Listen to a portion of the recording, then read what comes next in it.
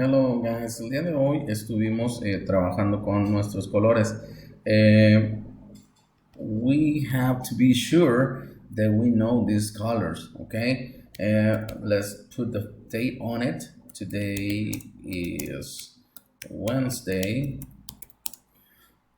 6th of April, 2022, okay?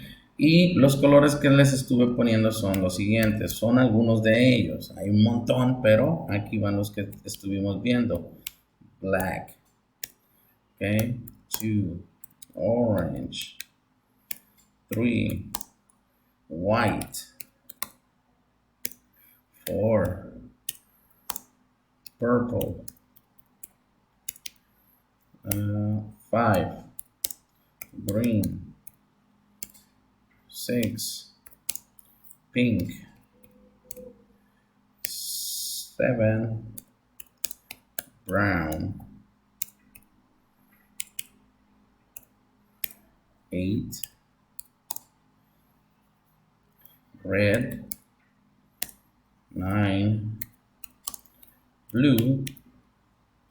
Okay, tenemos más, tenemos 9, 10, gray, ese es el gris, 11, silver, and 12, golden. Now, black, orange, white, purple, green, pink, brown, red, blue, gray, silver, golden. Ok, tenemos esos 12 colores, 12 colors, y necesito que los escriban, que los repasen, porque hicimos un ejercicio en clase.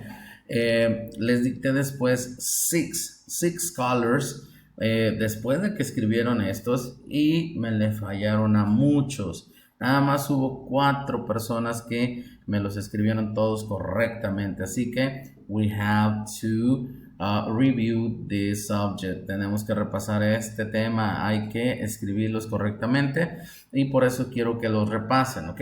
Esto fue lo que estuvimos haciendo el día de hoy. With the colors, escribiéndolos, repasando con ellos. Así que espero que ya después que se los vuelva a preguntar o que los tengamos que escribir, ya no se equivoquen. Hay que repasarlos. No podemos dejarlos nada más ahí. ¿Ok? Se los digo otra vez. One more time. 1, black.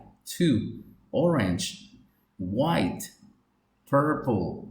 Green. Pink. Brown. Red. Blue. Gray. Silver.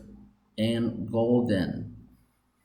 Muy bien. Nos vemos entonces el día de mañana. Tomorrow, Thursday. See you later. Bye bye.